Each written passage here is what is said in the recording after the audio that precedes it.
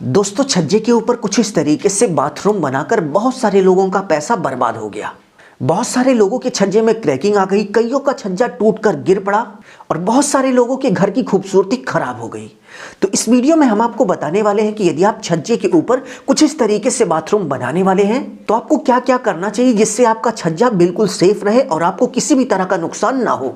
तो वीडियो बहुत ही इंपॉर्टेंट है। यदि आप छज्जे के ऊपर कुछ इस तरीके से बाथरूम बनाने वाले हैं तो पूरा वीडियो देख लीजिएगा। आपको बहुत ही बड़ी बात पता चलेगी जिससे आपका छज्जा हमेशा सुरक्षित रहे और आपको किसी भी तरह का नुकसान ना पहुंचाए।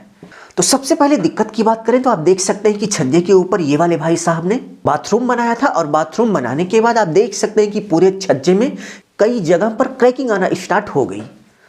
और नेक्स्ट पॉइंट की बात करें तो ये सबसे खतरनाक, आप देख सकते हैं कि इस भाई का पूरा छज्जा A to Z आप देख सकते हैं कि स्टार्ट से लेकर एंड तक यहाँ एक बहुत बड़ा छज्जा था जिस पर एक बाथरूम बनाया गया। और बाथरूम बनाने के कुछ दिन बाद सबसे पहले छज्जे में क्रैकिंग आई और उसके बाद पूरा का पूरा छज्जा नीचे एकदम से बैठ गया। तो उम्मीद है आपको इन फोटोज को देखकर बहुत ही अच्छे से समझ में आ गया होगा कि छज्जे के ऊपर बाथरूम बनाना कितना डेंजरस है। अब यहाँ पर क्वेश्चन उठता है कि क्या छज्जे के ऊपर हम बाथरूम नहीं बना सकते? तो आप छज्जे के ऊपर बिल्कुल बाथरूम बना सकते हैं, बट यदि आप छज्जे के ऊपर बाथरूम बना रहे हैं तो छज्जे को भी उतना मजबूत बनाइए। एग्जाम्पल की बात करें तो जब यहाँ पर छज्जा केवल और केवल छज्जा बना था तो वो पर्याप्त मजबूत था, लेकिन छज्जे के ऊपर जैसे ही आपने बाथरूम बनाया तो छज्जे के ऊपर कम से कम 500-600 ईंट का लोड आ गया।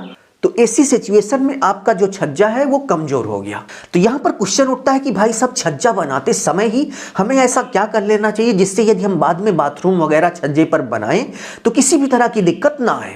तो यहाँ पर आप बहुत ही अच्छे से देख सकते हैं कि स्लैब की ढलाई होने से पहले जब स्लैब की शटरिंग होती है और शटरिंग के साथ साथ स्लैब में जब स्लैब बीम और इसके साथ साथ स्टील वगैरह बांधा जाता है तो स्टील बांधते समय ही आप देख सकते हैं कि आपको कुछ इस तरीके से स्लैब बीम को छज्जे तक बढ़ा देना है। आप यहां पर अच्छे से देख सकते हैं कि स्लैब बीम को छज्जे तक बढ़ाया गया है और स्लैब बीम बनने के बाद आप देख सकते हैं कि कुछ इस तरीके से स्लैब बीम छज्जे के नीचे निकली हुई दिखेगी। तो इससे क्या होगा कि छज्जे पर जो लोड आएगा उसको बीम अपने ऊपर सहन करेगा और इसके साथ साथ कॉलम तक ट्रांसफर कर देगा। यानी कि कुछ इस तरीके से छज्जे के नीचे स्लैब बीम बनाने से क्या होगा कि छज्जे को एक बहुत ही बड़ा सपोर्ट मिल जाएगा, जिससे छज्जे के ऊपर यदि बड़ा से बड़ा भी लोड आता है तो छज्जा बहुत ही आसानी से सहन कर लेगा। तो इस बात को आप कहीं पर लिख लो, नोट कर लो। यदि आप छज्जे के ऊपर बाथरूम या फिर कोई ऐसी चीज बनवाने वाले हो जिससे छज्जे पर बहुत ही ज्यादा लोड आए तो ऐसी सिचुएशन में आपको छज्जे के नीचे कुछ इस तरीके से आप देख सकते हैं कि बीम को निकाल लेना है।